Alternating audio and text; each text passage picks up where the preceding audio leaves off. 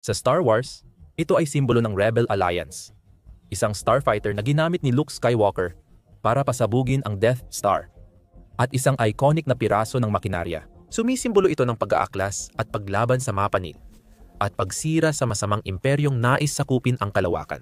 Ang tinutukoy natin ay ang X-Wing, at bagay na ang drone na matatanggap ng Ukraine ay tinawag ding ganoon, kung saan ang X-Wing ay gumanap ng mahalagang papel para sa Rebel Alliance sa Star Wars. Ang sandatang eksperimento mula Lithuania na ibinigay sa Ukraine ay magpapagulat at tatakot sa mga sundalo ng Russia. Isa si Militani sa unang nag-ulat tungkol sa bagong matapang na sandata. Noong Oktubre 9, sinabi ng outlet na opisyal ng inilunsad ng kumpanyang depensa ng Lithuania na Granta Autonomy ang isang bagong loitering munition na tinatawag na X-Wing. Isang drone na may vertical takeoff at landing. Vertical takeoff and landing. Ang X-Wing ay malawakang sinuri mula tagsibol 2,000 at 25. At sabi ng Granta Autonomy, handa na ang mga pangunahing kakayahan nito. Ang bagong drone ay papunta na sa Ukraine. Isang maliit na serye ng X-Wing ang kasalukuyang ginagawa at inihahatid para sa karagdagang pagsubok sa mga frontline unit ng sandatahang lakas ng Ukraine. Ayon kay Diminas Kuoba, Chief Executive Officer ng Granta Autonomy, sinabi sa Militani na ang patuloy na operasyon sa harapan ay ginagamit para sa pagpapatunay ng sistema. Nadala na ng Granta ang bagong drone sa pinakamalayong abot sa laboratory testing.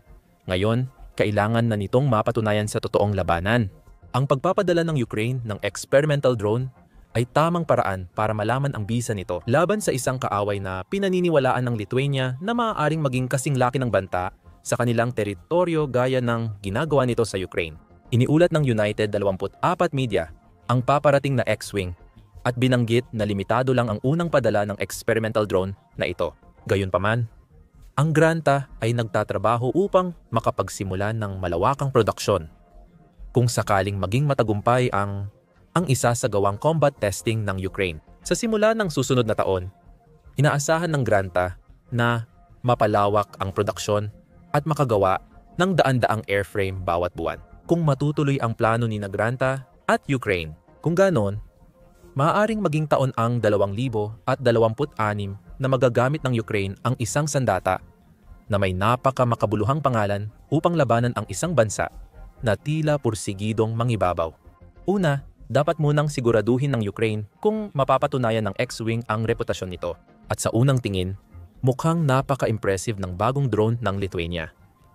Galing ang mga pangunahing bahagi nito sa Militani na siyang nagsabi nito. Kakaiba ang drone dahil pinagsasama nito ang vertical takeoff and landing ng quadcopter at cruise flight gamit ang X-shape na pakpak.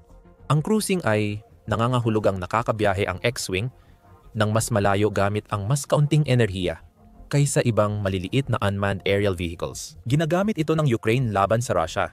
Dahil sa cruise capability, kaya ng drone operators umatake sa Russian targets nang hindi kailangan ng espesyal na infrastruktura. Pagdating sa mga technical na espesifikasyon, si Guoba ang nag-aalok ng isa sa pinakamahalaga. Ang paunang espesifikasyon ng endurance ay 50 kilometro at ito ay papabuti pa. Ayon kay Guoba kay Militani noong Oktubre, palagi naming babalansihin ang pinalawak na kakayahan ng X-Wing sa gastos ng produksyon. Katumbas ito ng 31 milya higit doble sa 12 milyang range ng karaniwang first-person view drone. Ayon sa Forbes noong Oktubre 9, hindi rin malilimitahan ng fiber optic cables ang X-Wing. Kaya may malinaw itong kalamangan sa mga ganitong drone. Dagdag pa, pansin mo ang sinabi ni Goban na 50 km ang baseline. Magpapatuloy ang pagdevelop matapos ang testing sa Ukraine, kaya mas malayo pa ang mararating ng mga susunod na X-Wing. Posibleng binigyan ng Lithuania ang Ukraine ng drone na kayang baguhin ang labanan. Posible na ngayon ang medium range na pag-atake mula sa mas ligtas na lugar. Sa pinakadulong saklaw nito, kayang tamaan ng X-Wing ang target ng Russia at may oras pa ang mga operator para makalikas bago dumating ang tugon. Alam din natin na kayang bitbitin ng drone ang pampasabog na 4 kilo, katumbas ng 8 libra. Mabilis ito, kaya nitong umabot sa 100 at 44 na kilometro o 8 na milya kada oras. Mahalaga ang bilis na ito. Madaling tamaan ang mababagal na drone ng depensa sa himpapawid o maliliit na armas. Ang drone na kayang sumibat ng halos 70 milya bawat oras ay napakahirap tamaan. lalo na kung ito ay lumilipad ng sobrang baba sa lupa na hindi na ito kayang matukoy ng mga radar ng depensa sa himpapawid.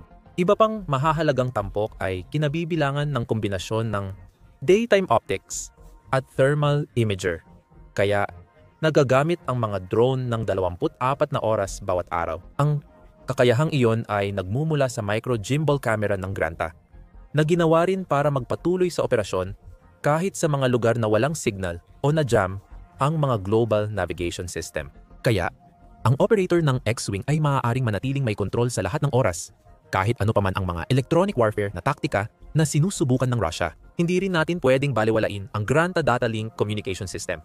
Siniguro ng Granta na kayang direktang makipag-ugnayan ng sistemang ito sa mga ground station na ginagamit ngayon sa Ukraine. Ang pangunahing version ng X-Wing ay gumagamit din ng ilang artificial intelligence o artificial intelligence. Ang guidance system nito ay may ilang artificial intelligence na elemento na nagbibigay daan dito para matukoy at matarget ang mga nakatago o nakakamuflage na kagamitan sa lupa. Ang kombinasyon ng mga katangiang ito ang dahilan kung bakit ang X-Wing ay isang bangunggot para sa mga puwersa ng Rusya.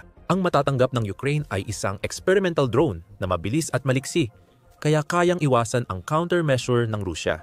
Versatile din ang warhead ng drone dahil sa fragmentation nitong katangian. Ibig sabihin, magagamit ng Ukraine ang X-Wing laban sa personnel, lightly armored vehicles, at radar stations. Ang huli ay magbibigay daan sa Ukraine na maranasan ang irony ng pagkabulag ng mga sistemang dapat bumabagsak sa kanilang mga drone. Lalong magiging bangungot ang X-Wing para sa Russia sa hinaharap.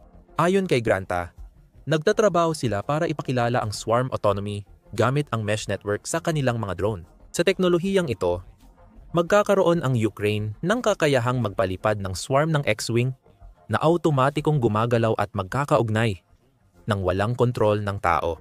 Ang swarm technology ay gumagamit ng artificial intelligence sa mas kapana-panabik at mapaminsalang paraan kaysa sa simpleng pagtukoy ng drone sa mga target. Ayon sa The Wall Street Journal, ang bagong teknolohiyang ito ang susunod na yugto ng digmaan gamit ang drone dahil sa malaking potensyal ng mga swarm. Sa teorya, maaaring pahintulutan ng isang swarm network ang gumagamit na pagdugtong-dugtungin ang libu-libong drone sa iisang network.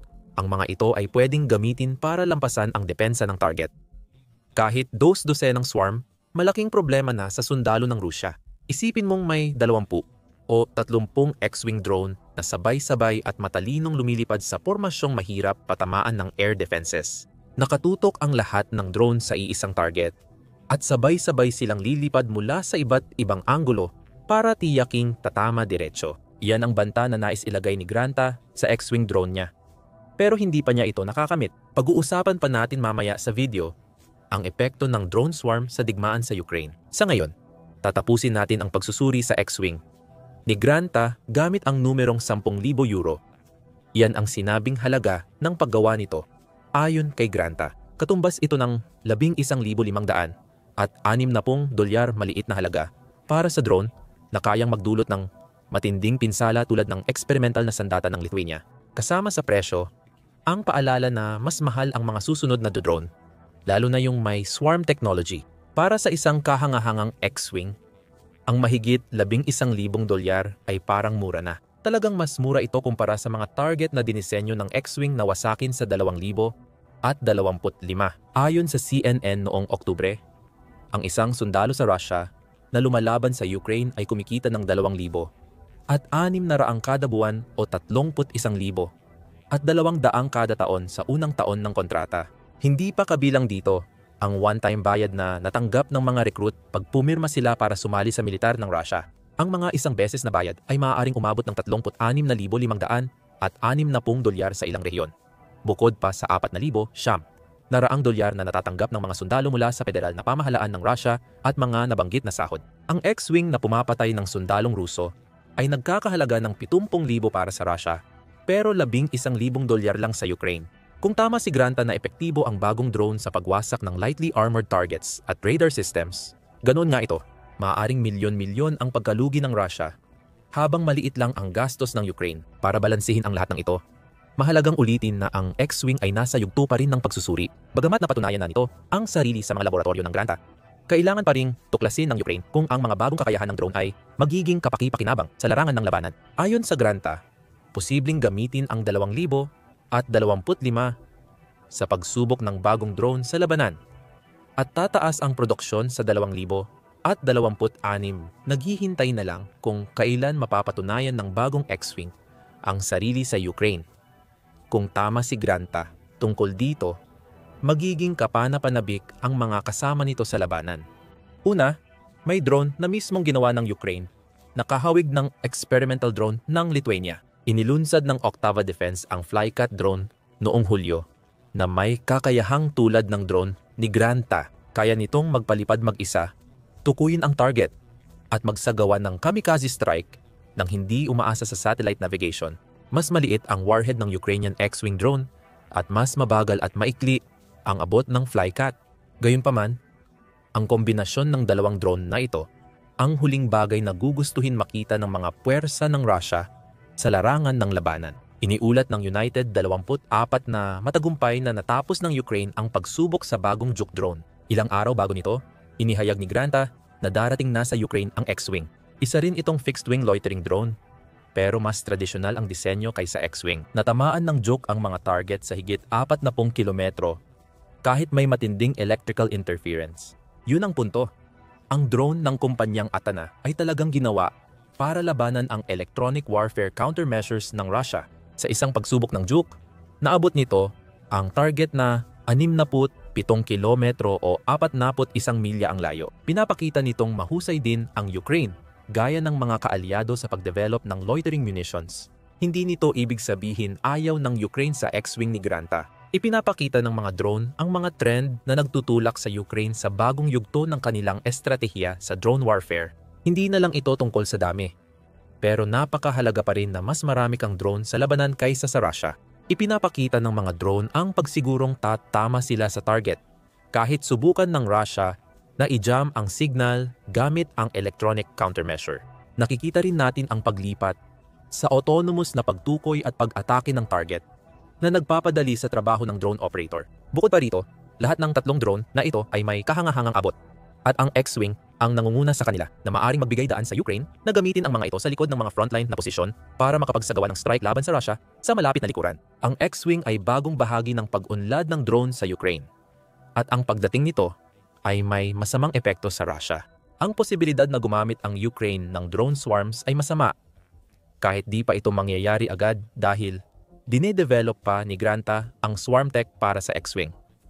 Kapag nagamit ito, malaking problema ito para sa Russia. Nabanggit na natin ang swarm technology kanina.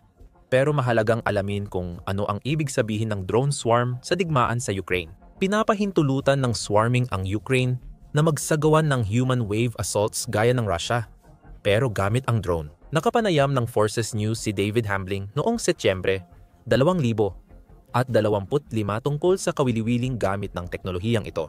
Ang attack drones ay dumarating ng sabay-sabay, at sila rin ang pumipili kung sino ang aatake sa bawat target. Kaya hindi sila lahat pupunta sa iisang target. Sabi ni Hambling, isang mahalagang benepisyo nito ay hindi na kailangan mag-aksaya ng oras ang mga operator ng Ukraine dahil artificial intelligence na nagpapatakbo ng swarm ang gumagawa ng desisyon para sa kanila. Mas kaunting oras ng Ukraine ay nagbibigay ng mas kaunting oras sa Russia para makarik sa mga drone. Kaya mas epektibo ang pag-atake sa maraming target. Sabi ni Hambling, kaya mong magpadala ng drone na aatake agad sa bawat target sa unang bugso. Pagkatapos, susuriin ng reconnaissance drone ang pinsala at magpapadala ng follow-up drone sa mga hindi pa nasisira. Kapag natanggal na lahat ng target, ang commander lang ang magsasabi kung tapos na ang trabaho at pwede nang bumalik. Makikita dito ang paggamit ng human wave tactics ng Rusya ngayon. Para kay Putin, hindi mahalaga ang buhay ng tao, kaya handa siyang magpadala ng maraming sundalo para sirain ang target. Layunin ang pag-ubos, pero malaki ang kabayaran sa buhay. Gamit ang mga drone, kayang magsagawa ng Ukraine ng parehong pag-atake gamit ang makina sa halip na tao. Paulit-ulit ang mga atake, bawat alon ay sumusunod sa nauna. Kahit mapigilan ng Russia ang mga alon, drones lang ang nababawas sa Ukraine, hindi tao. Mahalaga ito sa Ukraine dahil ayon sa ulat ng Radio Free Europe Radio Liberty, noong Agosto, unti-unting nauubusan ng sundalo ang Ukraine. Iniulat ng outlet ang mga datos mula sa Center for Eastern Studies ng Poland o Ośrodek Studiów Wschodnich na nagsasabing kailangan ng Ukraine na mag-recruit ng 3,000 at 1,000 sundalo kada taon para mapunan ang mga nawalang tauhan ng kanilang mga brigada. Hindi naaabot ng Ukraine ang bilang na yon. Nakapag-recruit sila ng 20,000 noong 2024 at nagre-recruit ng nasa pagitan ng 17,000 at 24,000 katao kada buwan pagsapit ng Agosto 2025. Kahit umabot sa 200 at 88,000 recruits, kulang pa rin ito ng 12,000. Ayon sa Oshrodek Studio of Ushodnich, dapat maabot ng Ukraine na ang target. Ang drone swarm at iba pang unmanned vehicles ay posibleng magpababa ng pangangailangan sa malaking recruitment. Ang autonomous na drone ng Ukraine ay nagpapabawas ng kailangan nilang magpadala ng sundalo. Hindi ibig sabihin na papalitan ng drone ang tao. Pero mapupunan nila ang mga puwang mula sa 3.5 taon ng digmaan. Kaya magagawa ng Ukraine ang pag-atake at depensa ng mas ligtas para sa kanilang mga tao. Ang mas mababang bilang ng mga nasasawi ay nangangahulugan din na hindi kailangang mag-recruit ng mas maraming sundalo ang Ukraine. Hindi rin natin pwedeng baliwalain ang epekto ng X-Wing sa Russia. Kahit wala pa ang swarm capability nito, kahit ang pinaka-basic na modelo ay dinisenyo bilang isang makinang nagdudulot ng kamatayan. At mas makabubuti para sa Russia na mabawasan ang kamatayan habang sinusubukan nitong mapanatili ang lakas ng kanilang mga pag-atake laban sa Ukraine. Ayon sa Ministry of Finance ng Ukraine, mahigit 100 at 12 milyon na ang namatay, nasugatan o nabihag sa bansa. At ang mga drone ang siyang nagdudulot ng mas direktang pinsala sa Russia kaysa sa alinmang ibang sandata. Noong Abril 2000 at 25 iniulat na drone ang sanhi ng 80% ng kaswalti sa digmaan sa Ukraine. Gumamit ang teknolohiya ng hukbo ng mga bilang ng kaswalti ng Russia mula Abril 8 upang ipakita kung ano ang ibig sabihin nito. Napansin na posibleng responsable ang mga drone sa 1,000 sa 1,300 kaswalti ng Russia sa araw na iyon. Dahil sa dami ng drone sa digmaan sa Ukraine, wala nang ligtas na lugar para sa mga sundalong Russian. Ayon kay Hambling, noong Oktubre 9, ipinunto ni Hambling sa Forbes kung paano nagtagumpay ang Ukraine na magkaroon ng iba't ibang drone para sa maikli, katamtaman at mahabang distansyang pag-atake. Ang X-Wing ng Lithuania ay nasa gitnang kategorya at perpekto para sa paggawa ng kill zone sa mga lugar ng Ukraine na okupado ng Russia. Dahil sa automated monitoring ng mga drone, sapat na para sa Ukraine na magpadala ng ilang X-Wing drone at hayaang gawin ang trabaho habang abala ang mga tao sa labanan. Masama para sa Russia ang bawat bagong drone na nadaragdag sa imbakan ng Ukraine. Ngunit may kakaibang phenomenon na tila nakaapekto sa puwersa ng Russia ngayon. Noong Oktubre, 8 iniulat ng bagong tinig ng Ukraine na ang rasyo ng mga sugatan sa napatay ng Russia sa labanan ay naging hindi pangkaraniwang mataas. Ibinahagi ng outlet ang datos ng Institute for the Study of War na nagsasabing namamatayan ng isang sundalo ang Russia para sa bawat 13 nasusugatang sundalo. Mas epektibo na ngayon ang Ukraine sa pagpatay kaysa basta pananakit sa puwersa ng Russia. Dahil 80% ng casualty ay mula sa mga drone, mas epektibo ang mga unmanned vehicle ng Ukraine. Kapansin-pansin ang rasyo ng Russia. Dahil kadalasan, isa lang ang namamatay sa bawat 3 sugatan. Ayon sa Belfer Center ng Harvard Kennedy School, ang X-Wing ay idinisenyo bilang nakamamatay na drone. Iyan ang ayaw makita ng mga nabiglang tropa ng Russia habang marami pa sa kanila ang namamatay. Panghuli, dapat tandaan na ang drone na ito ay mula sa Lithuania. Ipinaliwanag na ni Granta ang pagpapadala ng X-Wing drones sa Ukraine para sa combat testing. Hindi sinasabi ng kumpanya kung sinisingil nila ang Ukraine para sa mga drone na yon. Pero hindi naman talaga mahalaga kahit pa nagbabayad ang Ukraine. Ipinapakita ng teknolohiyang ito na pinalalakas ng Ukraine ang ugnayan nito sa isang bansang Baltic. Labis na nag-iingat sa posibleng plano ni Putin kung magtagumpay siya sa Ukraine. Dahil sa takot sa posibleng pananakop ng Russia, naghanda na ang mga opisyal ng Vilnius, Lithuania, ng plano para sa paglikas kung kakailanganin kung magtagumpay si Putin na lampasan ang Ukraine. Ayon sa British Broadcasting Corporation, handa na ang planong naglalaman ng detalye kung paano ililikas ng Lithuania ang 500 at 40,000 katao dahil malapit ang Vilnius sa 400 at 22 milyang hangganan ng Lithuania at Belarus. Ginamit ni Putin ang Belarus bilang base ng pananakop niya sa Ukraine.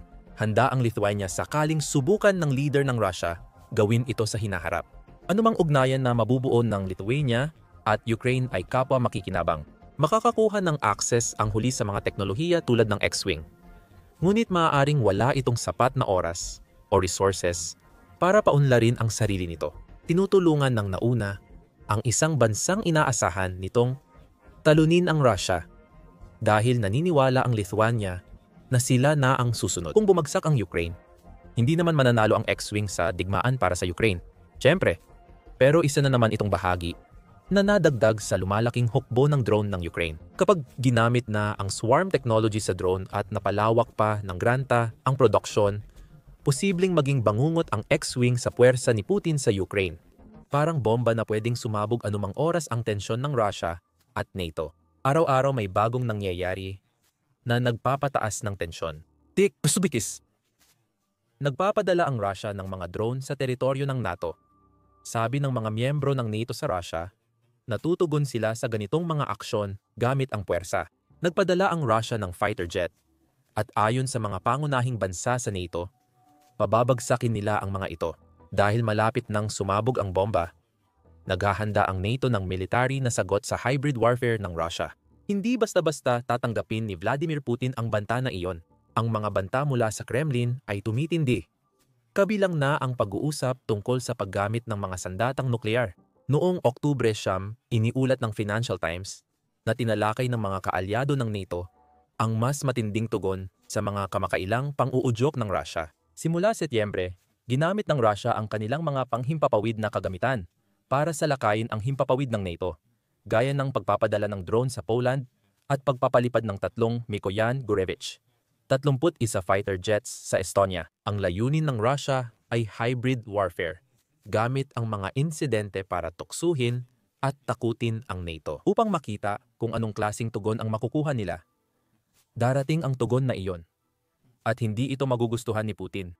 Ayon sa The Financial Times, nagsimula ang mga kasalukuyang pag-uusap ng NATO bilang talakayan ng maliit na grupo ng mga kinatawan mula sa mga bansang direktang naapektuhan ng aksyon ng Russia.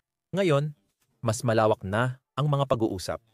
Ayon sa dalawang di pinangalanang opisyal, mas malalim na talakayan na ang nangyayari.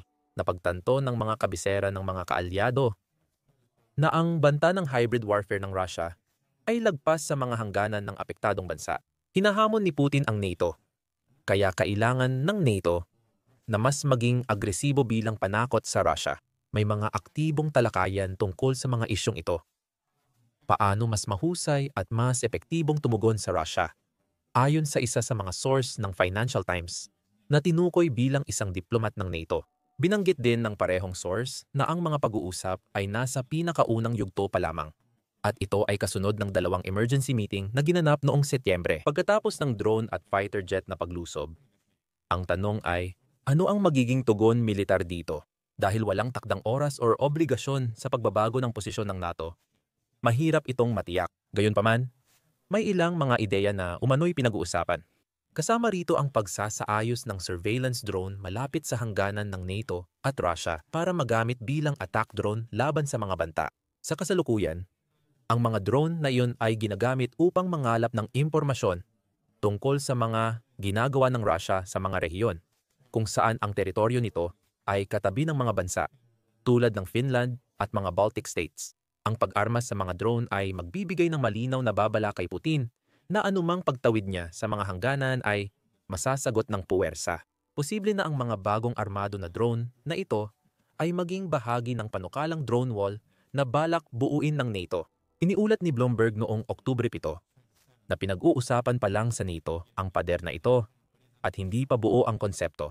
Ang ideya ng paggawa ng drone wall ay nagsimula na ring magkaroon ng momentum mula nang lumala ang hybrid warfare campaign ng Russia noong Setyembre. Ayon sa ulat, malamang nakukuha ang NATO ng ilang ideya mula sa Ukraine sa paggawa ng drone wall na ito. Dahil sa matagumpay na paggamit at lumalaking industriya ng drone, sinabi ni Pangulong Volodymyr Zelensky na kaya na ng Ukraine gumawa ng 10 milyong drone kada taon. Sa tamang pamumuhunan, maaaring nagpaplano ang NATO na gawin ang pamumuhunang iyon.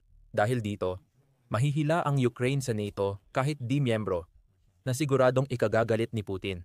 Sabi ni Bloomberg, sa kooperasyon sa Ukraine, magkakaroon ng access ang NATO sa interceptor drone na kayang pabagsakin ang paparating na Russian drone bago tumama sa target. Ayon sa Business Insider noong Oktubre, ang mga drone ay nagkakahalaga ng 500 bawat isa. Ginagawa nitong mas kaakit-akit na opsyon ang mga ito para sa digmaan ng mga drone kumpara sa mas mamahaling air defense systems gaya ng Patriot na gawa sa United States. Ang pagsasama ng ganitong uri ng mga drone sa isang sistema na gumagamit ng mga sensor at kagamitan sa pagmamanman ay maaaring maging susi upang maging epektibo ang isang digmaan gamit ang mga drone. Ang mungkahi ng NATO na gawing attack drones, ang surveillance drones nila ay pasok sa ganitong estruktura. Ang mga iminungkahing drone ay maaaring magsilbi ng dalawang tungkulin: tukuyin at atakihin ang mga paparating na banta, bukod pa sa pag-record ng datos na magagamit ng iba pang bahagi ng drone wall. Gayunpaman, wala pa sa mga ito ang kumpirmado. Ang alam lang natin sa ngayon ay pinag-uusapan ng NATO ang ganitong mga solusyon na nakabase sa drone. Ayon sa Financial Times, may panukalang ibaba ang pamantayan para sa mga piloto ng NATO na agad paputok sa anumang banta mula Russia na papasok sa teritoryo ng NATO. Mahalaga ang pagpapadali ng tagubilin para sa mga piloto sa silangang NATO, kung saan malakas ang hybrid warfare tactics ng Russia. Matagal nang umiikot ang panukalang ito sa ilang bansa ng NATO. Sinabi na ng Poland na handa silang pabagsakin ang anumang Russian jets na papasok sa kanilang teritoryo, gaya ng napag-usapan natin sa isang nakaraang video. Panoorin ninyo ang video na iyon kung gusto ninyong malaman ang detalye tungkol sa babala ng Poland at ang naging tugon ng Russia dito. Nakipag-usap din ang Newsweek sa isang opisyal ng NATO matapos lumabas ang ulat ng Financial Times. Sinabi ng opisyal na nagpapatuloy ang pag-uusap ukol sa malinaw na tagubilin sa mga piloto kung kailan dapat tumugon sa banta ng Russia, at matagal na itong issue pagdating sa iba't ibang hybrid o gray zone na mga aktibidad. Nakita na natin ito, kabilang ang mga cyber attack, pagpasok ng mga drone, o mga tangkang sirain ang mahahalagang infrastruktura. Mahigpit na nakikipagtulungan ang NATO sa mga kaalyado para matiyak na kaya nating magpigil at magtanggol. Hindi ito bago, at patuloy kaming umaangkop habang nagbabago ang sitwasyon, ayon sa opisyal. Bagamat mukhang pangkalahatan, marami tayong mababasa sa pahayag na nagsasabing hindi ito bago. Pinag-uusapan ng mga kaalyado ng NATO ang paggamit ng fighter jet laban sa aerial asset ng Russia. Ayon sa opisyal, nangyayari ang ganitong pag-uusap sa mas malawak na saklaw. Sinusuportahan ni Pangulong Donald Trump ng United States ang pagpabagsak sa mga banta mula Russia. Nang tanungin kung dapat ba itong gawin ng NATO countries sa United Nations General Assembly noong Setyembre, sinusuportahan din ito ni Pangulo Ursula von der Leyen ng European Commission. Sa panayam noong Setyembre 24 sa CNN, sinabi ni Pangulo Ursula von der Leyen ng European Commission, kailangan nating ipagtanggol ang bawat sentimetro ng teritoryo. Ibig sabihin nito, kung may paglabag sa ating himpapawid matapos ang babala, matapos maging malinaw, syempre, nakahain ang opsyon na pabagsakin ang isang fighter jet na sumasalakay sa ating himpapawid. May ilang paalala sa pahayag na iyon, gaya ng malinaw na babala, kahit ano pa ang ibig sabihin nito. Lahat ng ito ay mga pananggalang para hindi sumobra ang NATO. Ngunit nagiging red tape rin ito na maaring pumigil sa isang bansang kasapi na magpaputok kahit may karapatan ito. Ayon sa Financial Times, sinabi ito ng kanilang source. Tinalakay sa kasalukuyang usapan ang pagbuo ng malinaw na patakaran sa pakikitungo sa mga aerial asset ng Rusya sa himpapawid ng NATO. Isa pang mungkahi ay tiyak na pamilyar sa Rusya sa pagpapakita ng kapangyarihan. Isa sa mga kasalukuyang opsyon ay ang dagdag na ehersisyong militar ng NATO sa mga rehiyong malapit sa Rusya. Sabi ng Financial Times, tututukan ng mga ehersisyo ang mas liblib at di gaanong bantay na silangang hangganan. Malinaw ang nais iparating na mensahe. Hindi lang ito tungkol sa pagpapakita kung gaano kalaki ang makabagong lakas militar na maaaring gamitin ng NATO kung palalalain ng Rusya ang sitwasyon, hanggang sa mapilitang magkaroon ng direktang labanan. Ngunit sa pagbibigay pansin sa mga rehiyong dati ay hindi gaanong nababantayan. Nais ding ipakita ng NATO kay Putin na may mata ang organisasyon sa lahat ng dako. Hindi lang pader ng drone ang magbabantay sa anumang malalayong rehiyon na posibleng ruta ng pag-atake ayon sa Rusya. Ngunit magsasagawa sila ng mga ehersisyong militar na magpapahirap sa Rusya na malaman kung ligtas bang samantalahin ang mga rehiyong ito. Maaaring magdulot ito ng mas malaking Iron Defender exercise ng NATO na pinangungunahan ng Polonya at nilahukan ng 3,000 at 1,000 sundalo noong 2025. Maaaring magsagawa ng bagong ehersisyo ang NATO sa Estonia, Latvia at Finlandia, mga kasapi ng NATO na katabi ng Rusya, kung ito ang pasya ng Defense Collective. Gusto naming ipaalala na nagpapatuloy pa at nasa simula pa lang ang mga pag-uusap. Maaaring isama ng tugon militar ng NATO sa Rusya ang ilan, lahat, o wala sa mga ideyang ito. Hindi natin tiyak malalaman hanggat hindi natatapos ang kasalukuyang mga pag-uusap at may ginagawang aksyon. Idinagdag ng The Financial Times na maaring hindi pa nga i-anunsyo ng NATO sa publiko kung ano ang balak nitong gawin. Na sinasabi na lahat ng 4 na opisyal na nakausap nila ay pareho ang sinabi. May luhika dito. Mas kaunting sinasabi. Mas kaunting nabubunyag. Kung hindi alam ng Russia ang buong plano ng NATO, mahihirapan sina Putin at mga kasamahan gumawa ng kontraplano. Malampasan ang ginagawa ng NATO. Hindi lang NATO ang nag-iisip ng mga paraan kung paano haharapin ang hybrid warfare ng Russia. Ang European Union ay nakikilahok na rin. Hindi militar na paraan ang ginagawa ng European Union. Karamihan sa grupo ay miyembro ng NATO at naniniwalang mas mainam gawin ito sa ilalim ng bandila ng NATO. Ayon sa ulat ng Euronews, noong Oktubre 7, pinag-aaralan ng European Union ang panukalang limitahan ang galaw ng mga diplomat ng Russia sa kanilang teritoryo. Mukhang maliit na hakbang ito, pero malinaw na nagpapakita ng pagkakahati at pagbabago tungo sa laban sa kanila na mentalidad ng Russia. Sa travel ban, ipinapakita ng European Union kay Putin at sa mga diplomat niya na hindi na interesado ang bloc sa sasabihin ng Russia. Magiging interesado sila sa kilos ng Russia at tutugon ayon dito. Alam natin ang dahilan ng ginagawa ng NATO at European Union, ang hybrid warfare ng Russia, lalo na ang kamakailang paggamit nito ng mga drone at fighter jet, ay nagbibigay ng higit pa sa sapat na dahilan para isaalang-alang ng NATO ang isang military na tugon. Gayunpaman, kung susuriin pa ng mas malalim ang pangunahing sagot kung bakit ginagawa ng NATO ang lahat ng ito, makikita ang isang hanay ng mga layunin na nais makamit ng Collective Defense Organization. Ang pangunahing layunin ay simple. Taasan ang gastos ng kampanya ng hybrid warfare ng Russia. Kahit lahat ng paraang napag-usapan natin ay hindi pa rin sapat para hadlangan ang Russia kung desidido silang magpadala ng drone o jet sa himpapawid ng NATO. Ang silangang bahagi ng NATO ay humigit o kumulang 1,500 at 50 milya ang haba. Noong 2022, ang pagsali ng Finland sa NATO ay nagdagdag ng 800 at 30 milya sa hangganan nito sa Russia. Kahit gaano kakomplikado ang drone wall ng NATO, halos imposible bantayan ang bawat milya ng silangan. Hindi iyon ang punto. Ang mahalaga, gawing magastos ang hybrid warfare ng Russia para mapaisip si Putin kung ipagpapatuloy pa niya ito. Kung papayagan ang mga piloto ng NATO na pabagsakin ang jet ng Russia sa himpapawid ng NATO, halimbawa, ibig sabihin nito ay nilalagay ng Russia sa panganib ang milyon-milyong dolyar kung susubukan nitong ulitin ang ginawa nila laban sa Estonia. Ayon sa Military Watch magazine, ang Mikoyan Gurevich, 31 ay nagkakahalaga ng higit dolyar, 60 milyon. Isama mo rin ang biyasang piloto at sandata ng jet na iyon. Malalagay sa panganib ang pera ng Russia kapag nagpapadala sila ng jet sa himpapawid ng NATO. Pwede itong magbunga. Sapat ang silangang bahagi para makalusot at makabalik ang mga jet, pero nawawala rin ang saysay ng pagpapadala sa kanila. Gustong mahuli ng Russia ang kanilang mga jet na lumalabag bilang patunay sa NATO na kaya nilang pasukin ang himpapawid nito. Kung mahuli at mapabagsak ang mga jet na iyon, ang taktika ng pananakot ay magiging malaking pagkalugi sa pera para sa Kremlin. At sa ngayon, hindi na kayang mawalan pa ng mas maraming pera ng Russia. Mahigit 3.5 taon ng matinding digmaan sa Ukraine ang talagang sumira sa pananalapi ng Russia.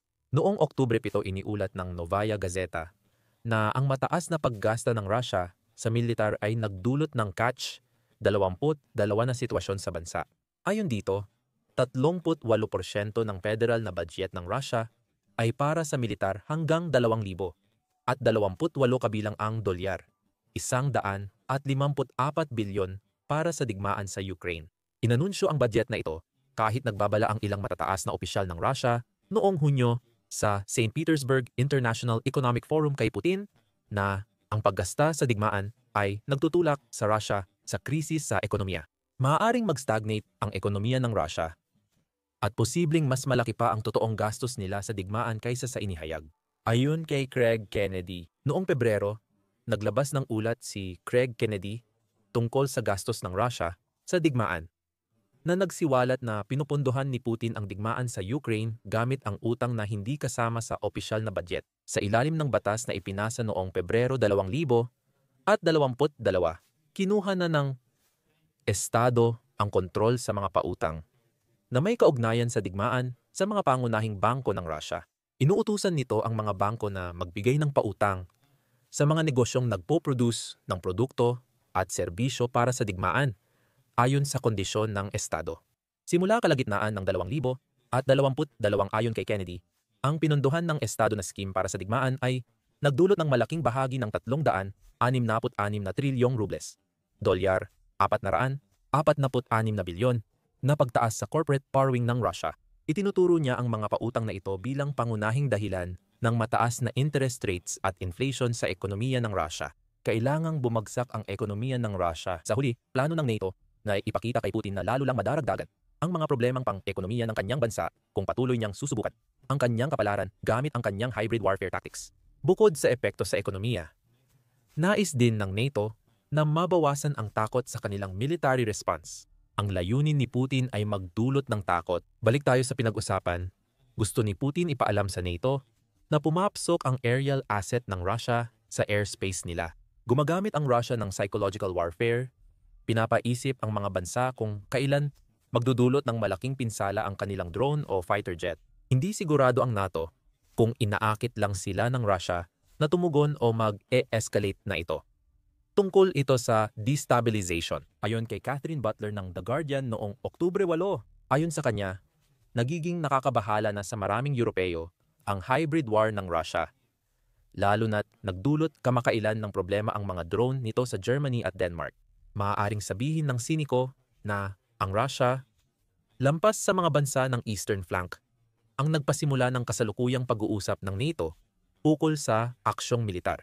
Totoo man o hindi, maraming bansa sa NATO ang natatakot na ang buong layunin ng kolektibong depensang blocking ito ay alisin ang ganitong uri ng takot. Kaya lohikal ang mga aksyong militar bilang tugon sa Rusya. Hindi pa natin napag-uusapan ang pinakamalaking tanong sa pagbabago ng tindig ng NATO.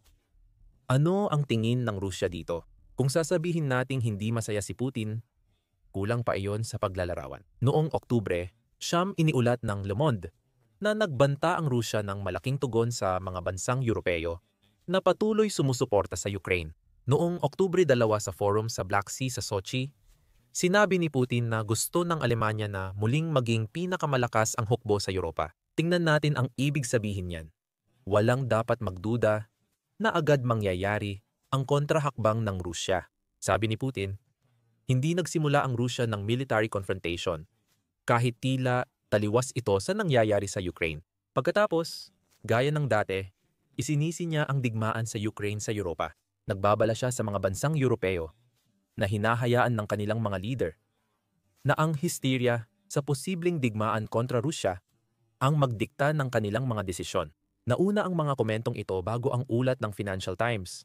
Ngunit iyon ang tinutukoy nila, ang mga bansang alam ng Rusya na nagbabalak ng military na tugon laban kay Putin. Mas naging aktibo ang propagandista ng Rusya. Ayon sa Le Monde, nagbabahagi ito ng CP mula sa pro-military Telegram channel ng Rusya. Mukhang nakatuon ang kanilang pansin sa shadow fleet ng Rusya na ngayon ay binibigyang pansin na ng husto ng mga bansang Europeo. Isang komento mula sa Colonel Kasad Telegram channel ang nagsabing, "Paalala, bilang tugon sa pagkakahuli ng Iranian tanker, hinuli rin ng Tehran ang mga Western tanker. Lakas lang ang naiintindihan ng kanluran at sinusukat nila hangganan nito. Sinusubukan namang baliktarin ng Rusya ang sitwasyon. Hindi kasalanan ng Rusya ang pag-atake ni Putin sa Ukraine, kundi ng Europa at NATO. Ngayon, hindi na Rusya ang sumusubok sa hangganan ng tiisin natin sa pagpapadala ng sasakyang panghimpapawid sa himpapawid ng NATO. Kasalanan na naman ng NATO. Pinalalawak nito ang mga hangganan sa pamamagitan ng pagtutok sa mga barko ng Shadow Fleet na hindi dapat naglalayag at sa pag-iisip ng isang militar na tugon sa mga nagbabantang kilos ng Rusya. Lahat ng ito ay propaganda na produkto ng makinang nagpapalaganap ng balita ng Kremlin. Tulad ng inaasahan, nabanggit ang salitang nuclear noong Setyembre 25 matapos ang hybrid warfare campaigns ng Rusya sa Poland at Estonia. nang lumitaw ang ideya ng pagpapabagsak ng jet ng Rusya. Isang malaking kaalyado ang gumamit ng salitang nuclear. Si Sergei Karaganov, honorary chairman ng Russian Council for Foreign and Defense Policy, ang kaalyadong iyon. Tungkol sa epekto ng digmaan laban sa NATO sa Rusya, sinabi ni Karaganov, ang European contagion na ito ay dapat puksain. Kailangan nating maghanda para umatake o ipakita sa kanila na handa tayo. Hindi naman kailangang nuclear strike, pero dapat maghanda. Anya, posibleng mapanalunan ang digmaang nuclear laban sa NATO at malapit na itong mangyari. Sinabi ni Zelensky na maaaring magsimula si Putin ng bagong military mobilization sa Russia na posibleng magdala ng digmaang binanggit ni Karaganov. Hamon sa Europa ang mobilisasyon at magdudulot ito ng malaking digmaan. Sabi ni Zelensky noong Oktubre 8. Marahil ang tunay na layunin ng NATO sa pamamagitan ng posibleng mga galaw militar nito ay pigilan ang paglala ng tensyon hanggang sa punto na tila hindi na maiiwasan ang ganitong uri ng digmaan. Ang pagpapahayag ng NATO na handa silang sirain ang ari-arian ng Russia kapag sumobra si Putin ay maaaring makakumbinsi sa leader ng Russia na umatras. O maaari rin itong maging uri ng paglalala na hinahanap ni Putin para magkaroon siya ng dahilan na simulan ang isang digmaan sa buong Europa. Kailangan lang ni Vladimir Putin na sumang-ayon. Inalok na sa Russia ang kapayapaan. At may option pa siya sa 30 araw na tigil putukan kahit hindi pa siya handang magdeklara ng ganap na kapayapaan. Sana kahit paano ay natigil ang pagdurugo na nagdulot sa Russia ng pagkawalan ng mahigit 112 milyong sundalo mula nang simulan ang pananakop sa Ukraine. Pero paulit-ulit na tinanggihan ni Putin ang kapayapaan. Ngayon, ang mga lumilipad na parusa ng Ukraine ay lubos na winawasak ang ekonomiya ng Russia. Pwedeng nag-iba ang lahat. Ayon sa Atlantic Council noong Oktubre 6 para sa malaking bahagi ng 2025, si Pangulong Donald Trump ng United States ay tila mas kinakampihan si Putin kaysa kay Pangulong Zelensky ng Ukraine. Imbes na itulak lang ang kapayapaan sa Ukraine. Habang pinalalala ni Putin ang pananakop at nagpapakawala ng maraming drone at missile sa Ukraine, patuloy pa ring nag-alok si Trump ng mapagbigay na kondisyon ng kapayapaan sa Russia. Hindi mahalaga kung tatanggapin ng Ukraine ang mga iyon o hindi. Si Trump ay kahit papaano ay sinusubukang paupuin sa negosasyon ang presidente ng Russia, si Putin, na sinasabi ang lahat ng tamang salita o iyon ang akala niya. Tulad ng binanggit ng Atlantic Council, madalas ipahayag ng Kremlin ang suporta nito para sa isang peace effort na pinangungunahan ni Trump. Ngunit palaging may mga kondisyon na kalakip. Kahit nagpapakita ng suporta, patuloy pa rin si Putin sa paglalaro. Pinapatagal ang usapan, tumatanggi kay Zelensky, at iba ang sinasabi sa pulong kaysa ginagawa sa labanan. Sa kabuuan ng 2025, lalong naging malinaw sa lahat, lalo na kay Donald Trump, na magkaiba madalas ang sinasabi ni Putin at ang tunay niyang ginagawa. Napatunayan ni Putin na hindi siya handang magkompromiso. Ayon kay Putin, dapat isuko ng Ukraine ang ilang teritoryo tulad ng Donetsk at Luhansk.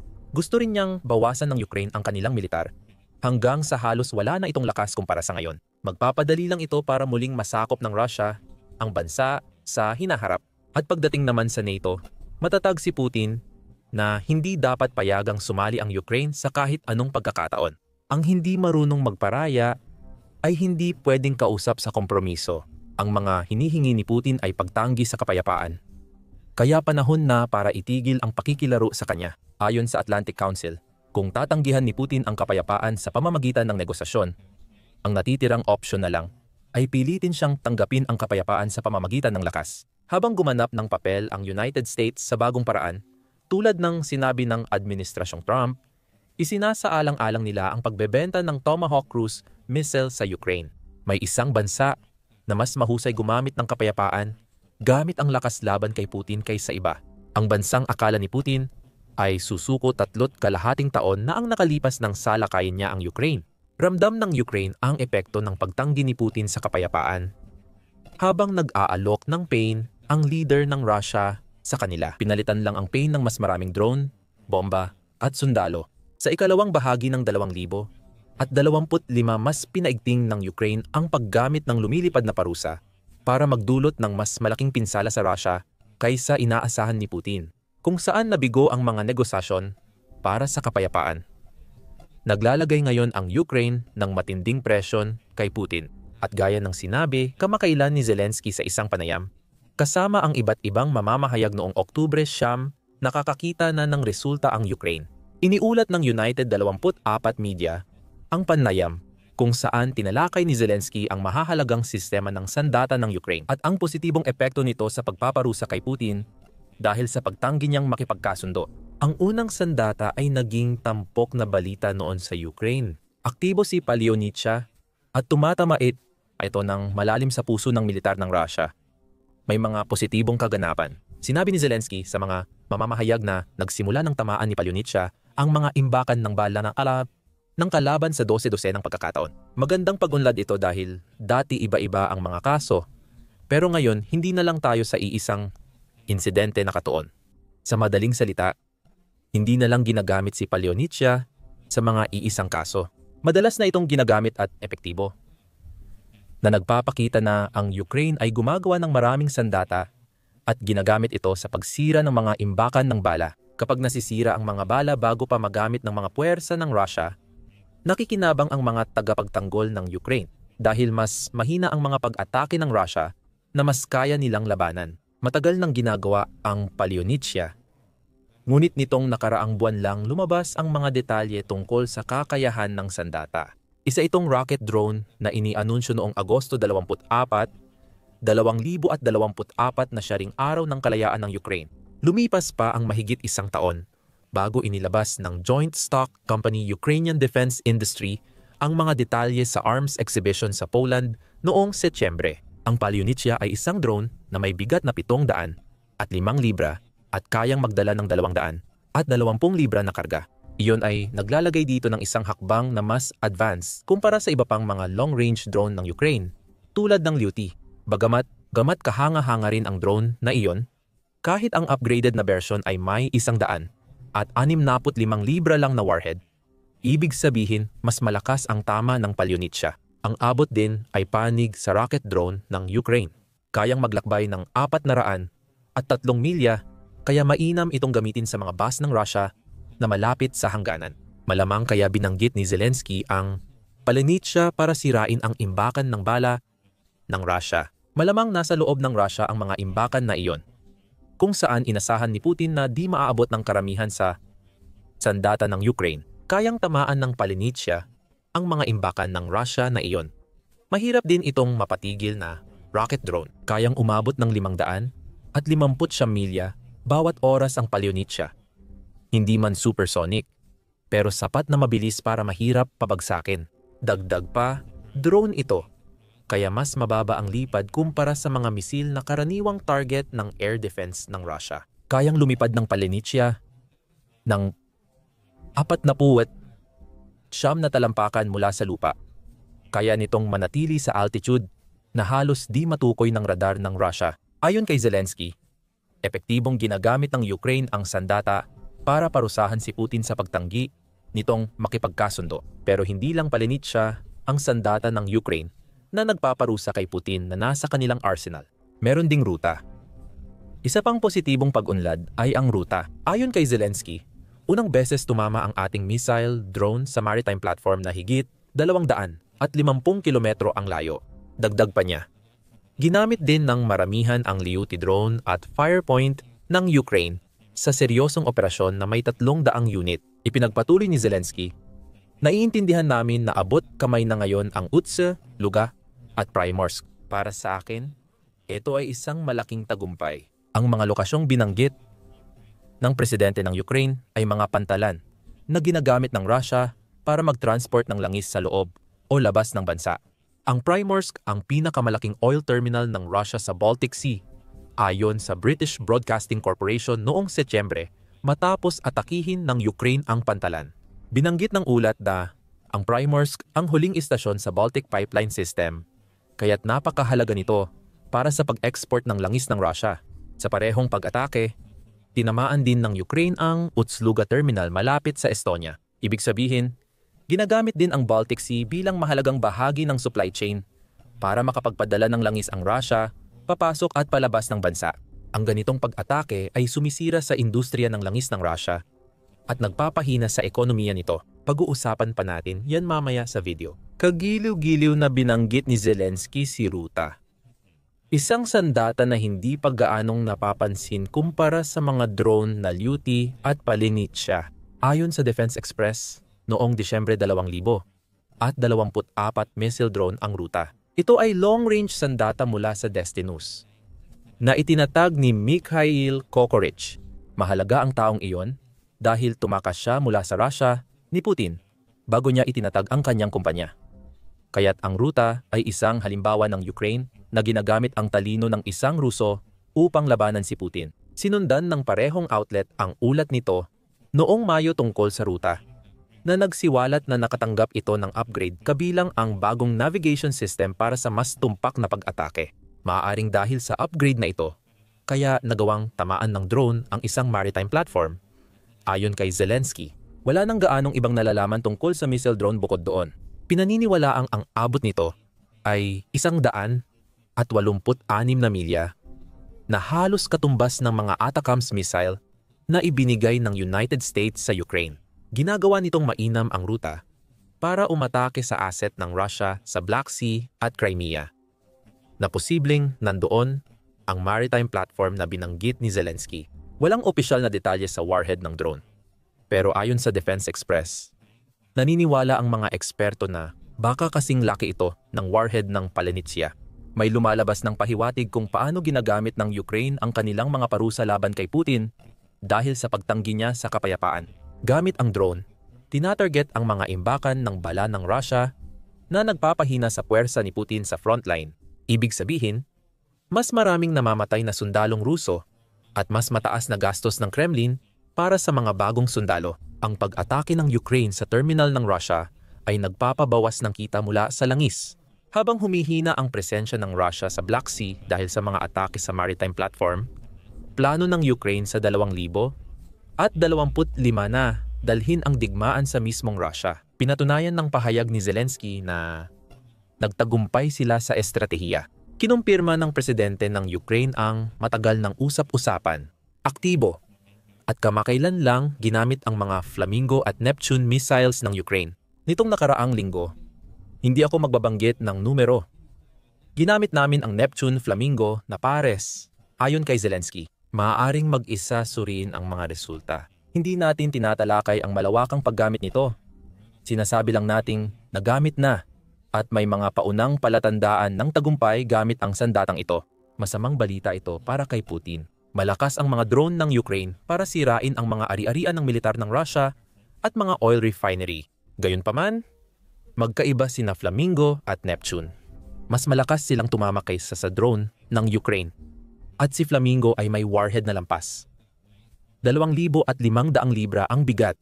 Iyan ay 10 beses na mas malakas kaysa sa Palinitsya na inilagay sa isang missile na kayang bumiyahe ng hanggang 1,800. 64 na milya. Ang Flamingo at ang unang paggamit nito ay natalakay na sa isa pang video. Panoorin mo ito para malaman kung bakit ayaw ng Russia sa sandatang ito, na kinumpirma ni Zelensky na ginagamit na. Mayroon ding bagong version ng Neptune missile ang Ukraine na tinawag na Puffy Neptune. Kasing delikado rin iyon. May video kang mapapanood para mas malaman mo tungkol sa sandatang iyon. Pareho silang missile na gawa sa Ukraine. Patama laban sa estratehiya ni Putin na iwasan ang kapayapaan. Maaaring asahan ng leader ng Rusya na magagamit niya ang impluwensya kay Trump para pigilan ang Ukraine sa paggamit ng United States long-range missile laban sa Rusya. Sa katunayan, mukhang ganoon nga ang kaso, ilang linggo lang ang nakalipas. Kung kailan iniulat ng Wall Street Journal na ipinagbawal ng United States sa Ukraine na gamitin ang mga Western missile sa loob ng Rusya sa pagbuo ng proseso ng pag-aproba, na nauwi sa sagot na hindi. Tuwing nagtatanong ang Ukraine sa Flamingo at Neptune, hindi na kailangang humingi ng pahintulot ng Ukraine. Pwedeng tamaan ng Russia kapag kaya nitong likhain ang makapangyarihang bagong sandata. Sa huli, ang paggamit ng long-range strike gamit ang mga sandatang binanggit ni Zelensky at iba pa ang tunay na parusa ng Ukraine kay Putin. Parang bawat isa'y parusang lumilipad na sumisira sa bahagi ng makinarya ng digmaan ng Russia. At wala nang ibang lugar na mas naramdaman ng Russia ang buong lakas ng Ukraine sa pag-aksyon sa sarili nitong paraan, kundi sa industriya ng langis nito. Winawasak ng Ukraine ang oil processing ng Russia. Kaya kumakalat ang kakulangan ng gasolina sa Russia. Gaya ng ipinaliwanag ni Zelensky, Nakakamit ng Ukraine ang tunay na mahahalagang bagay at malinaw na ipinapakita ito ng ating malalayong parusa laban sa Russia. Ayon kay Zelensky, batay sa datos, umabot na sa halos 20% ang kakulangan ng gasolina sa Russia. Ang bilang na ito ay tumutukoy partikular sa gasolina, bagaman apektado rin ang supply ng diesel sa Russia. Sa ngayon, walang kakulangan ng diesel sa Russia. Gayunpaman, sabi ni Zelensky na napipilitan ang Russia na gamitin ang mga reserbang diesel na itinatabi nila para sa panahon ng pangangailangan. Nararamdaman na ng Russia ang kaguluhan sa loob ng bansa na dulot ng kakulangan ng gasolina. Nagbibigay pa ng dagdag na detalye ang RBC Ukraine. Binanggit nito na 5 rehiyon sa Russia ang napilitang magpatupad ng mga limitasyon sa pagbebenta ng gasolina sa mga mamimili. Ang Crimea ay isa sa mga rehiyong maaaring magbigay ng konteksto sa paggamit ng ruta na posibleng tumama sa maritime platform malapit sa peninsula. Ang iba pang 4 na apektadong rehiyon ay Chelyabinsk, Sverdlovsk, Novosibirsk at Tyumen. Kapansin-pansin ito dahil dito matatagpuan ang malaking Russian oil refinery na tinarget ng Ukraine sa kaarawan ni Putin. Noong mas maaga ngayong Oktubre, maaaring subukan ng Russia na sabihin na hindi epektibo ang mga long-range strike ng Ukraine. Ang rehiyong may refinery pero kulang sa gasolina ay nagpapakitang epektibo ang mga ito. Sa halos lahat ng kaso, nililimitahan ng Russia ang kanilang mga customer ng gasolina sa 30 litro lamang bawat isa. Hindi sapat iyon para mapuno ang tangke ng karamihan sa modernong sasakyan. Kaya nagiging alanganin ang malalayong biyahe ng mga motorista sa Russia. Ayon sa RBC Ukraine, 360 gasolinahan sa Russia ang napilitang magsara noong Agosto at Setyembre. Bagamat katumbas lang ito ng isa sa bawat 50 gasolinahan sa Russia, malaki pa rin ang bilang na ito. Ipinapakita nito ang hirap ng Russia na mapanatili ang supply sa mga negosyo nitong umaasa sa gasolina. May ilang solusyon ang Russia sa kakulangan ng gasolina. Pero wala rito ang maganda para sa bansa. Bilang panandali ang hakbang, napilitan ang Russia na mag-angkat ng gasolina mula sa ibang mga bansa para mapanatiling gumagana ang kanilang lokal na merkado. Ipinapakita ng sitwasyong ito ang epekto sa ekonomiya ng mga malalayong pag-atake ng Ukraine. Mas mahal para sa Russia ang imported na gasolina kaysa sa sariling gawa. Kaya napipilitan silang magbayad para sa produktong sila mismo ang kilala. Dahil sa mga drone ng Ukraine. Halimbawa, tungkol sa pag-aangkat, mayroon na tayong ilang datos ng pag-aangkat mula sa Belarus at China. 6 na beses nang tumaas ang pag-aangkat mula Belarus at tinanggal na ang import duties ayon kay Zelensky sa mga mamamahayag. Bagamat sinabi ng Pangulo ng Ukraine na kailangang beripikahin ito, ilang media outlet na ang nag-ulat nito bago pa ibinahagi ni Zelensky. Isa sa mga outlet, ang Moscow Times, ay nagsabing noong Oktubre 4 na beses tumaas ang pag-aangkat ng Russia ng Belarusian na gasolina noong Setyembre kumpara noong Agosto. Noong Setyembre, bumili ang Russia ng 49,000 tonelada ng gasolina at 33,000 tonelada ng diesel mula sa Belarus. Ayon sa ulat ng parehong outlet, ang mga pag-atake ng Ukraine sa mga refinery ng Russia ang malamang na dahilan ng mga pagbiling ito. Dagdag pa na tinamaan ng Ukraine ang halos 1/4 ng mga refinery ng Russia noong Agosto at Setyembre lamang. Iniulat ng oilprice.com ang pagtaas ng pag-aangkat ng gasolina ng Russia noong Oktubre 2 at balak pa nilang bumili mula sa China, Singapore at South Korea. Sa lahat ng kaso, aalisin ng Russia ang 5% na buwis na karaniwang ipinapataw nito sa pag-aangkat ng gasolina na isa pang dagok sa kanilang ekonomiya. Kaya, mababawasan ang perang papasok sa bank account ng Russia na sana'y gagamitin sa digmaan sa Ukraine. Desperado na siguro ang Russia kung aalisin na nila ang buwis para lang hindi maubusan ng gasolina ang mga gasolinahan nila. Kung kailangan pa ng dagdag na ebidensya na epektibo ang long-range na pag-atake ng Ukraine, ang kailangan lang gawin ng kahit sino ay tingnan ang pag-export ng gasolina ng Russia. Wala na, mayroon silang pagbabawal sa pag-export ng gasolina at mga restriksyon sa pag-export ng diesel.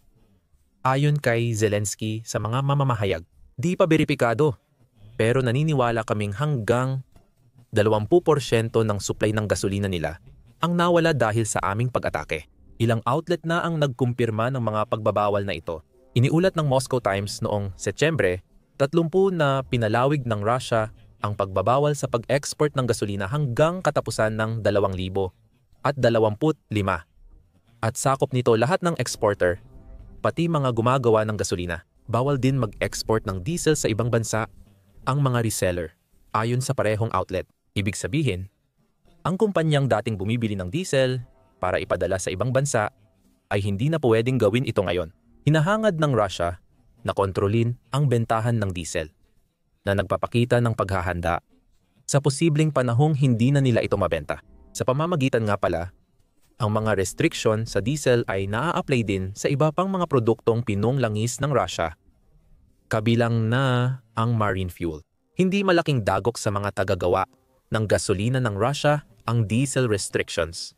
Di lalampas sa 2% ng diesel ng Russia ang binebenta ng reseller. Kaya siguro hindi dapat ituring ang mga restriction na ito bilang palatandaan na nasa krisis sa diesel ang Russia, gaya ng problema nila sa gasolina.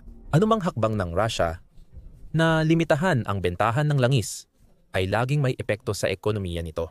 Ipinaliwanag ng Oxford Institute for Energy Studies kung bakit. Sinasabi nito na ang kita mula sa industriya ng langis at gas ng Russia ay bumubuo ng humigit kumulang 30 hanggang 50% ng kabuuang budget ng bansa sa kahit anong taon. Kadalasan, ang mga industriyang ito ay nagbibigay ng halos 20% ng gross domestic product ng Russia.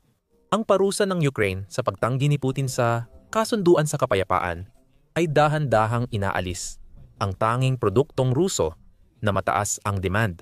Sa ngayon, ang epekto ay ramdam sa merkado ng Russia. Hindi na madaling makakuha ng gasolina ngayon, kaya tumataas ang presyo.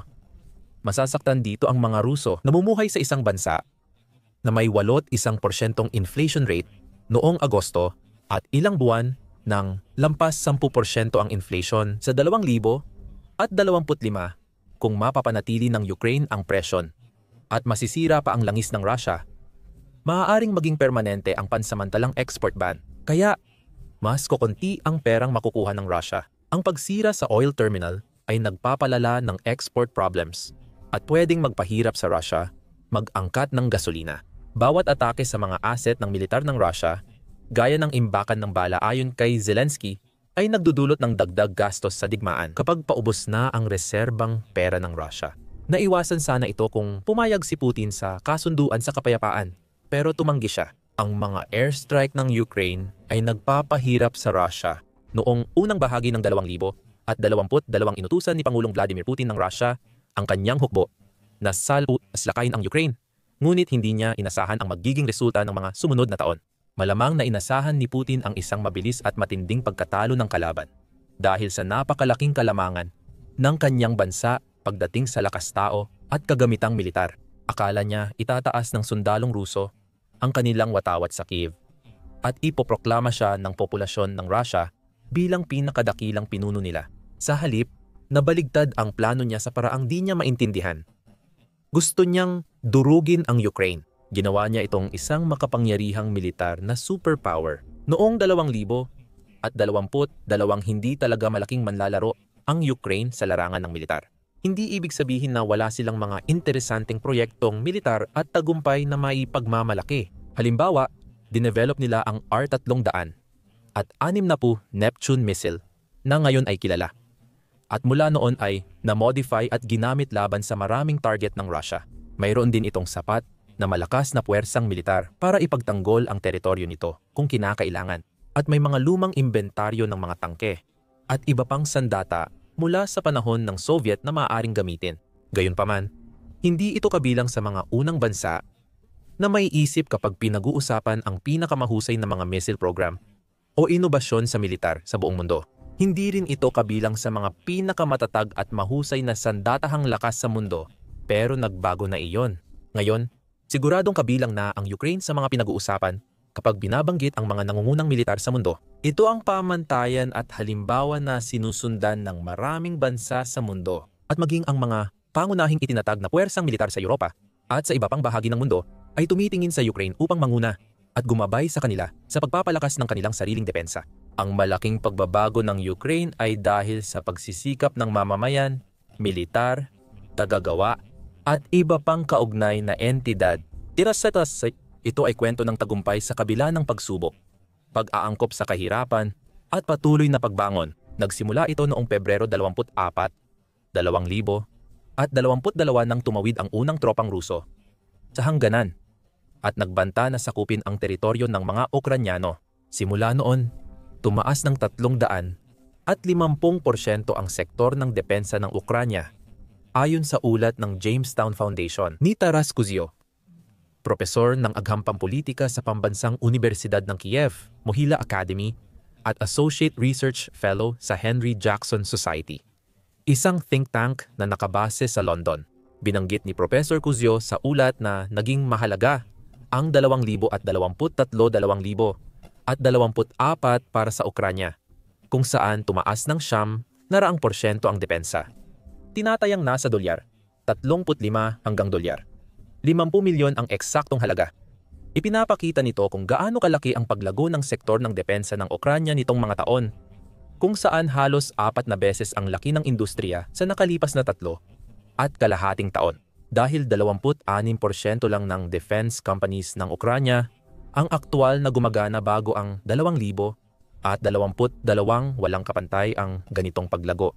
At ipinapakita kung gaano kagaling tumugon ang mga inhinyero, developer, military experts at innovator ng Ukranya sa pananakop. Pwede sana silang matakot at umatras, pwede sana silang sumuko at magpasakop sa mga mananakop. Iwagayway ang puting bandila sa harap ng mas malaki at mas malakas na puwersa. Nanindigan sila, lumaban, nagmatyag, at patuloy na naghanap ng bagong paraan para ipagtanggol ang sarili. Nag-invest sila sa lahat mula sa teknolohiya ng drone hanggang sa artificial intelligence, tangke, armor, missile systems, at marami pang iba. At gaya ng sinabi ni Professor Kuzio, magpapatuloy lang ang paglago na ito hanggat nagpapatuloy ang digmaan. Patuloy ang paglago ng depensa ng Ukraine dahil hindi nagbago ang layunin ng Russia at nabigo ang mga pagtatangkang magtaguyod ng kapayapaan. Ito ang malungkot ngunit totoong kalagayan ng digmaan ngayon. Habang tinutulak ng mga bansa at pinuno tulad ni Pangulong Donald Trump ang kapayapaan at tigil putukan sa pagitan ng Kiev at Moscow, ang digmaan ay mukhang malayo pa ring matapos, tulad noong nakaraang 1 o 2 taon. Kahit na ipinakita ni Pangulong Vladimir Zelensky ng Ukraine ang tunay na kagustuhan na tapusin ang labanan, ang kanyang katapat na si Putin ng Russia ay kabaligtaran ang ginagawa. Paulit-ulit niyang sinasabi ang isang bagay, pero iba ang ginagawa. Pinag-uusapan ang mga kasunduan sa kapayapaan kasama si Trump sa isang sandali. Ngunit pagkatapos ay nagpapakawala ng record na dami ng drone at missile na pag-atake sa Kiev sa susunod. Ang mga salita at kilos ni Putin ay nagpapalinaw ng kanyang posisyon. Mas maaga ngayong taon, sinabi niyang ang Ukraine ay pag-aari ng Russia. Paulit-ulit kong sinabi na para sa akin, iisa ang mga Ruso at Ukranyano, kaya ang buong Ukraine ay atin. May lumang panuntunan tayo. Kung saan tumapak ang sundalong Ruso, atin na iyon. Matatag si Putin sa pangakong itutuloy ang digmaan kahit ano mangyari. Kahit bumabagsak ang ekonomiya ng bansa at nahihirapan ang tropa niyang magtagumpay sa harapan, may matinding pagkalugi sa buhay at kagamitan. Patuloy siyang sumusulong at sinabing, sumusulong ang ating tropa sa buong linya ng labanan. Araw-araw silang sumusulong. At ipagpapatuloy ito hanggat tuloy-tuloy ang pag-abante. Habang patuloy na sinasalakay ng Rusya ang Ukraine, ninanakaw ang lupa at pumapatay ng tao, mapipilitang ipagtanggol ng Ukrainians ang kanilang sarili. At upang maipagtanggol ang kanilang sarili, magpapatuloy ang kanilang sektor ng depensa sa paglikha, pag-innovate at paghanga sa mundo sa pamamagitan ng kanilang kahusayan at kakaibang kakayahan na makabuo ng pambihirang mga sandata at depensa, kadalasan sa limitadong budget at sa napakaikling panahon. Mahalaga ito hindi lang para sa Ukraine, kundi para sa Europa at sa kapayapaan sa mundo.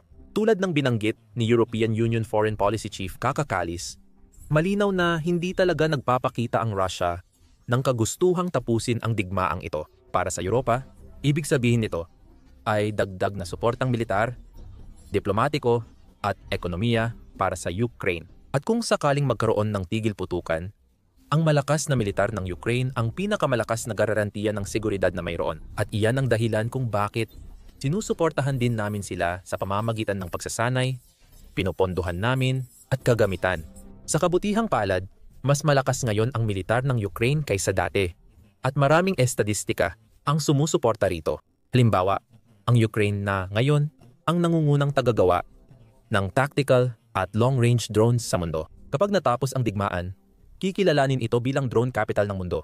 At maraming hukbo mula sa iba't ibang panig ng mundo ang titingin sa Kyiv para bumili ng mga drone o matutunan kung paano gumawa ng sarili nila at kung paano ito epektibong gamitin sa larangan ng labanan.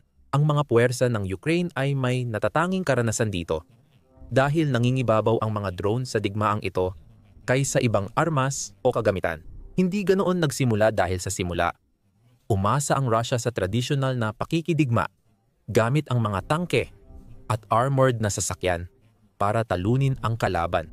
Habang lumilipas ang panahon, napatunayang hindi na epektibo ang mga tangke. Mas madalas nang ginagamit ng mga Ruso ang mga drone para atakihin ang mga bayan at lungsod ng Ukraine. Ipinapakita ng mga chart kung gaano kalaki ang mga pag-atake ng drone ng Russia ngayong taon. Dati, nagpapalipad ang Kremlin ng dos-dosinang unmanned aerial vehicle papunta sa mga hangganan at papasok sa Ukraine. Ngayon, regular na silang nagpapadala ng daan-daang drone. At kamakailan, gumamit sila ng mahigit 8,200 drone sa record na pag-atake. Kailangang maghanap ng paraan ang Ukraine para harapin ito. Nakahanap sila ng oras para bumuo at maging bihasa sa sarili nilang drone warfare. Mas epektibo ito sa maraming aspeto kumpara sa paraan ng Russia dahil ang mga taktika ng Russia ay pangunahing umaasa sa dahas. Kaya patuloy nilang binabasag ang sarili nilang mga record at nagpapadala ng mas malalaki at mas maraming grupo ng mga drone sa Ukraine. Alam nila na marami ang mapapabagsak dahil napakahusay at epektibo ang mga sistema ng depensa sa himpapawid ng Ukraine na nakakalat sa bansa. Alam din ng Russia na may ilang drone na makakalusot sa depensa at makakapinsala sa target nila. Kasama dito ang mga ospital, paaralan, tirahan at istasyon ng kuryente. Mas mahusay, eksakto at maingat gamitin ng Ukraine ang drone.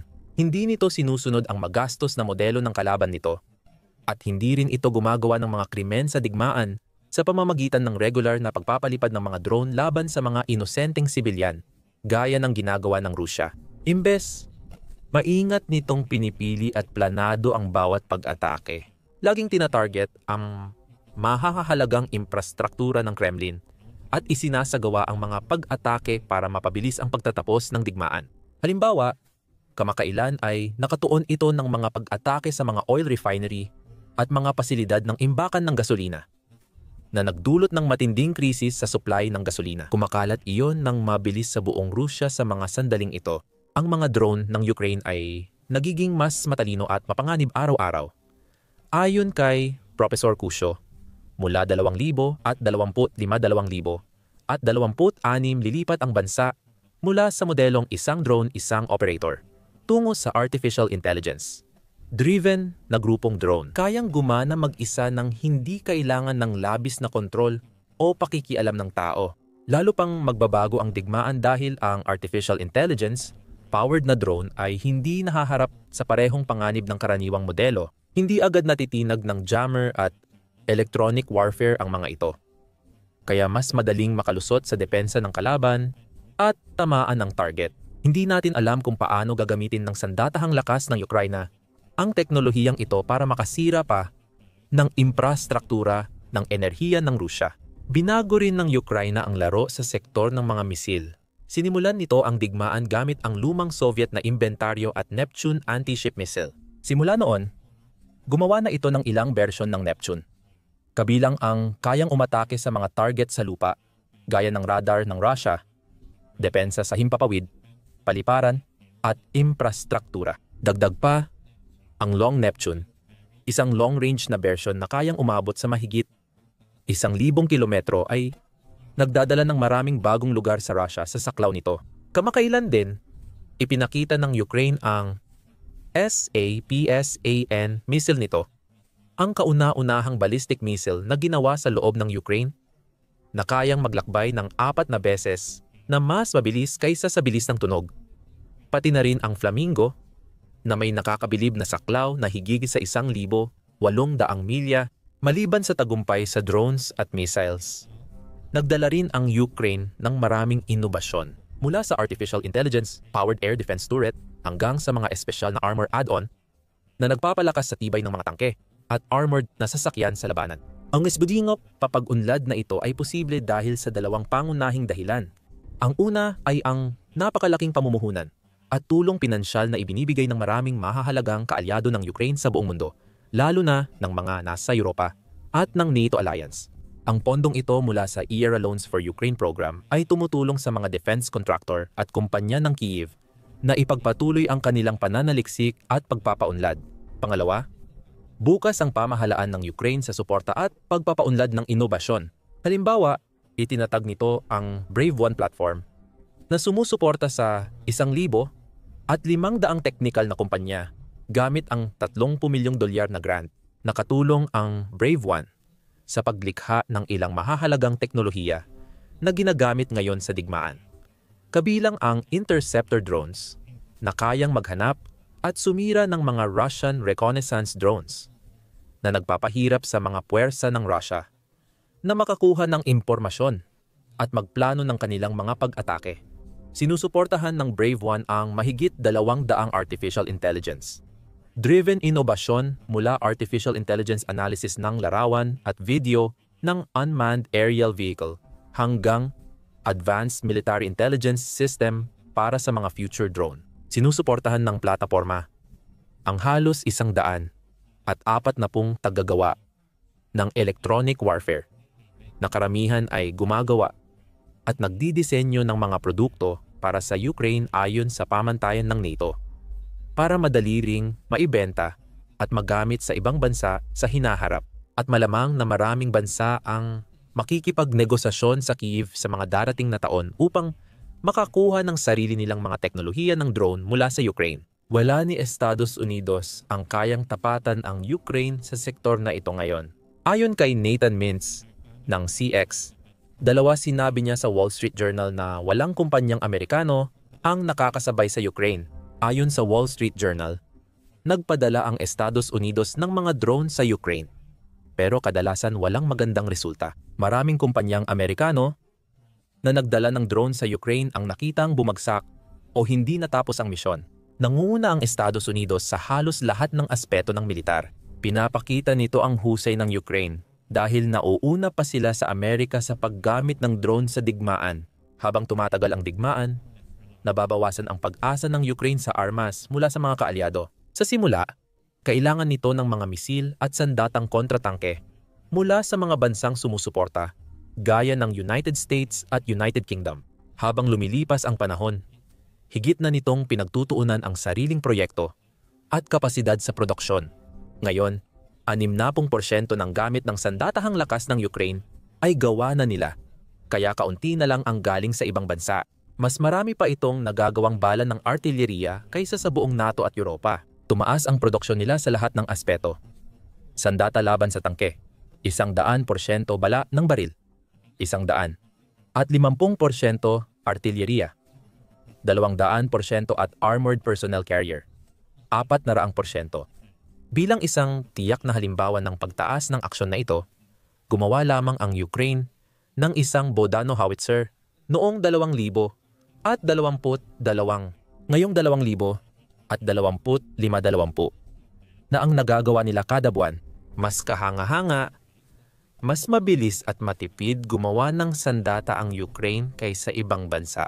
Kayang maghatid ng howitzers sa 60 araw sa halagang 25 milyon bawat isa, kumpara sa $43 milyon sa kanluran. Madalas, ang mga pagkaantala ay umaabot ng taon, hindi lang buwan.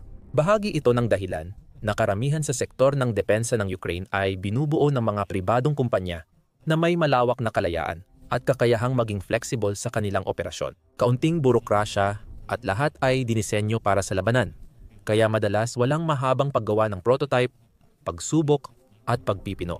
Ang mga produkto ay agad ginagawa at inilalabas laban sa mga Ruso.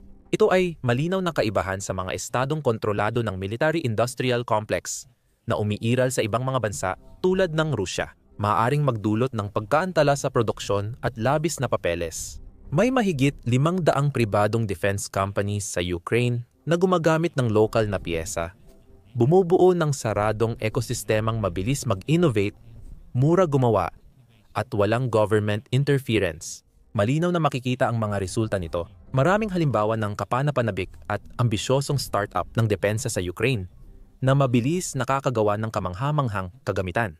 Halimbawa, ang Maxon Systems ay kinailangan lamang ng 7 buwan para ilunsad ang kanilang negosyo at makagawa ng isang anti-drone interceptor na nagkakahalaga ng humigit kumulang $3,500. Nagtayo rin ang Ukraine ng sariling Defense Procurement Agency. Noong Enero 2024, ito lang ang organisasyon sa Ministry of Defense na inatasang bumili ng kagamitan para sa sandatahang lakas. Nakatulong din ito na mabawasan ang burokrasya at mapabilis ang paglipat ng bagong armas at sistema mula sa pribadong kumpanya sa mga sundalong Ukrainian. Sa kabuuan, nagbigay ang Ukraine ng isang kahanga-hangang halimbawa dito at maaaring gustuhin ng maraming ibang bansa na sundan ito. Sa totoong digmaan, walang oras maghintay. Hindi inaabot ng buwan o taon bago subukan at gamitin ang mga bagong armas. Kailangan nitong alisin ang tagapamagitan at pabilisin ang proseso at ginawa nga nito iyon. Ngayon, kilala ito sa mga pinakamahusay na tagagawa ng armas militar sa mundo. Kasama rito ang mga nangungunang tagalikha ng drone tulad ng Skyfall, Vampire, Baba Yaga drone, at TAF, Kalibre 7 at 8 na drone. Kasabay ng paglago ng depensa ng Ukranya, nagkakaroon din sila ng mahahalagang pakikipagpartner sa mga pangunahing kapangyarihan sa mundo. Halimbawa, ang United States ay malaki ang ginugol sa depensa ng Ukranya at naghahanda ng $100 bilyong kasunduan kapalit ng karapatan sa ilang teknolohiyang militar ng Ukranya. Unang beses bumili ang United States ng military equipment mula sa non-NATO na bansa. Nakipagkasundo ang kagawaran ng tanggulang pambansa ng Amerika sa dalawang United States, Ukrainian partner para gumawa ng long-range drone. Habang ang National Aeronautics and Space Administration ay nakipag-ugnayan at kumuha ng mga robot na gawa ng kumpanyang Drone Ukraine mula sa Ukraine. Sabi ni Valery Yakovenko, co-founder at managing partner ng kumpanya, patunay ito na nangunguna na ang Ukraine sa teknolohiya ngayon. Ang pagsubok ng aming solusyon sa United States ay nagbubukas ng oportunidad para sa matagalang pakikipagtulungan sa National Aeronautics and Space Administration. Patunay ito na humuhubog sa hinaharap ang inobasyon ng Ukraine.